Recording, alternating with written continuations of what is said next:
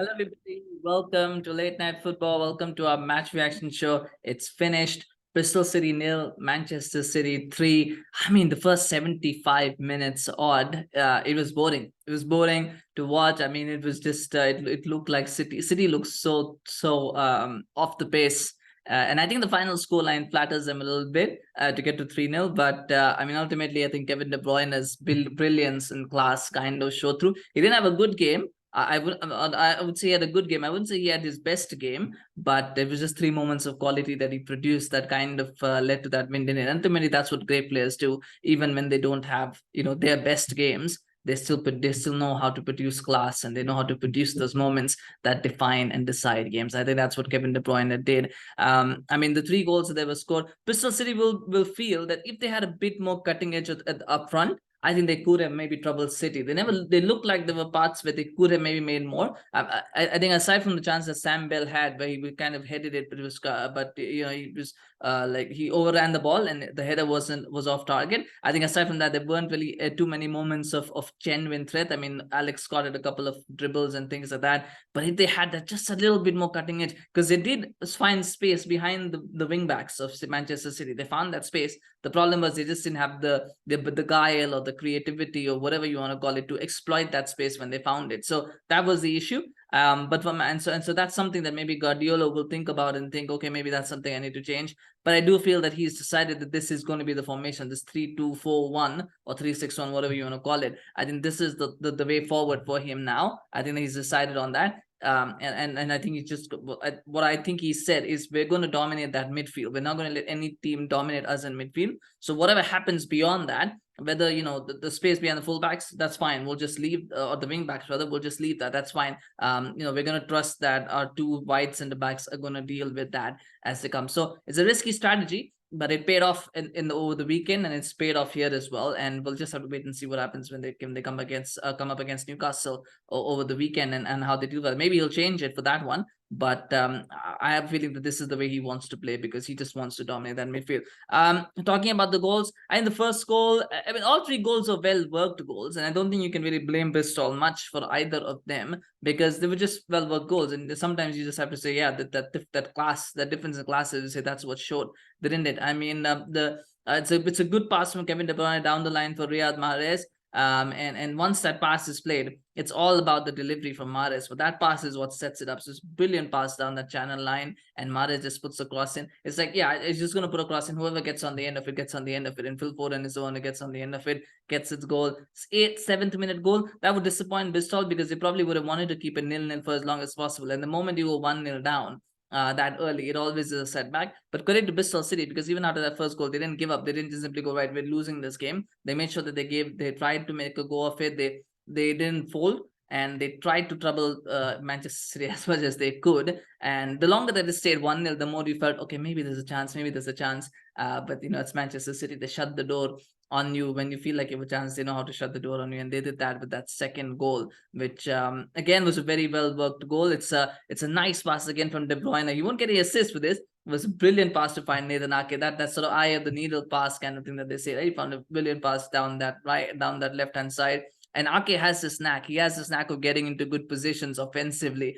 Maybe that's why Pep Guardiola really likes him. He did that against Arsenal as well in the last round. Gets in a good position. It's a nice cutback, and it falls, eventually gets to Foden. His shot is going wide, so it should be credited as an own goal, because his shot was going wide. Vyner turns it in. I mean, you can't blame Vyner too much, because he doesn't know where the ball is going, and he's just trying to get in the way of it and block it, and he gets it wrong. But if he hadn't touched it, it would have probably gone out. But you can't tell.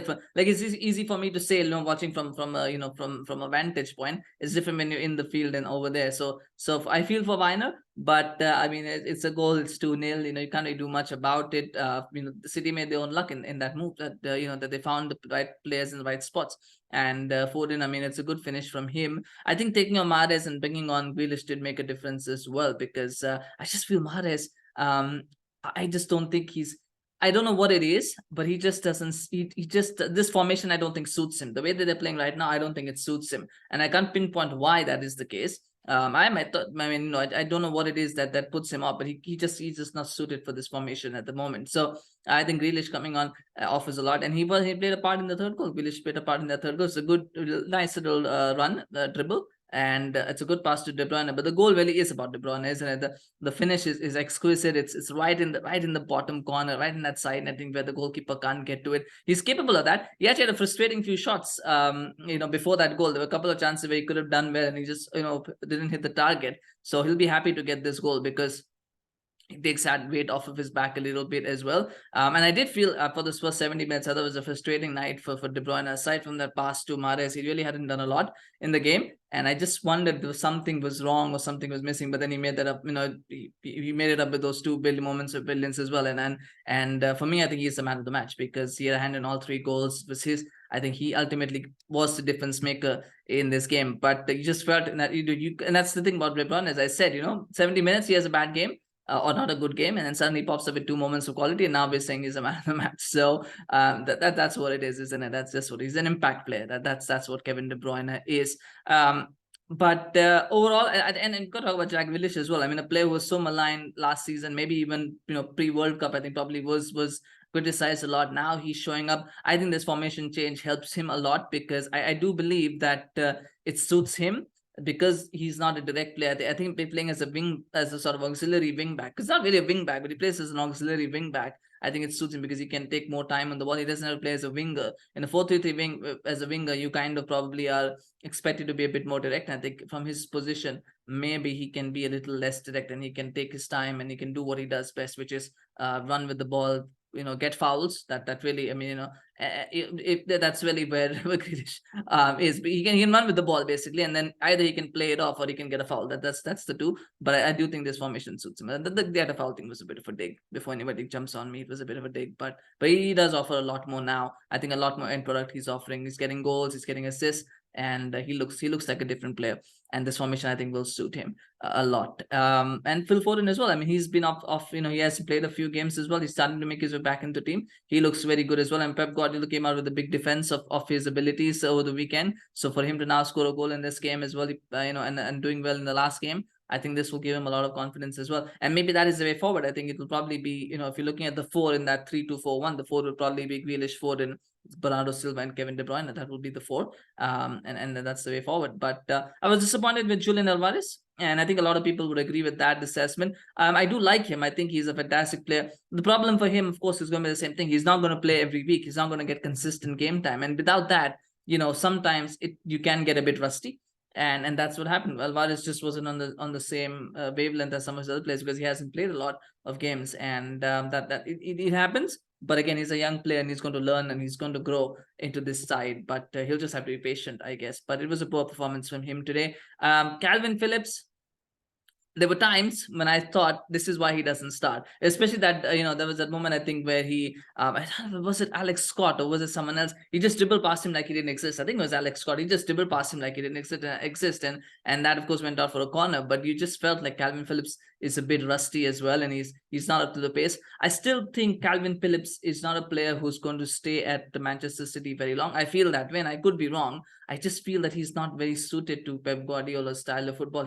He's not, but maybe you could prove me wrong. In the second half was quite like once you got that opening goal, and I do feel that there were times when Bristol were trying. In the second half, I think they just started getting a bit tired. They looked a little bit out of ideas as well, and so Calvin Phillips might have looked better because of that. It's hard to tell. But I do feel that first half was an indicator that perhaps Calvin Phillips needs a lot more game time and needs a lot more belief in himself. But again, maybe it could have just been game rust. Like, he hasn't played a lot as well. Just like Alvarez, he hasn't played a lot as well. Maybe that first half was him feeling his way back into the game. And then the second half, he gets better because he's got that game time.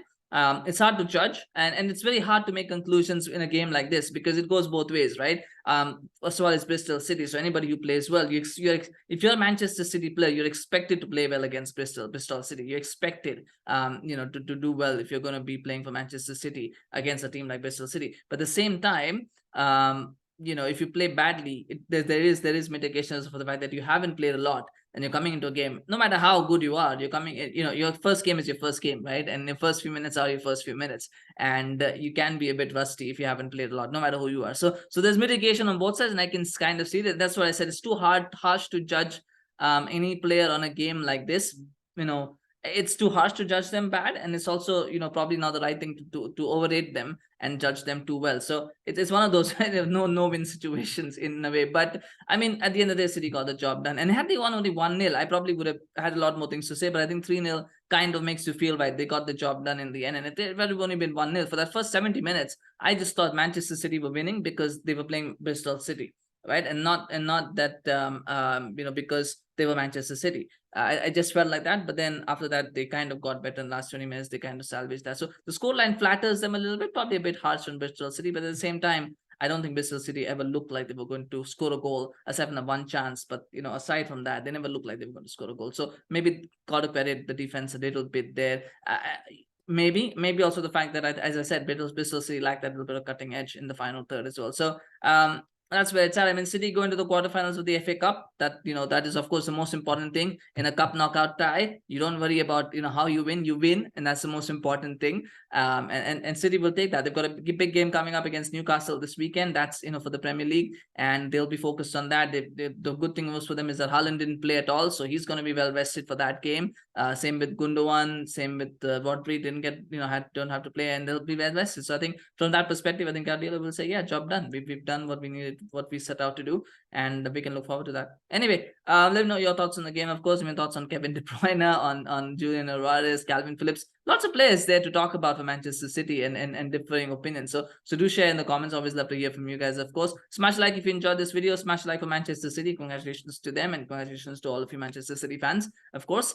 And do remember to subscribe to our channel on YouTube. Follow us on Facebook, Twitter, Instagram. We appreciate your support. But we've just done another live reaction, of course, on the Juventus game, so do check that out as well. Take care. We'll see you again soon. Bye-bye.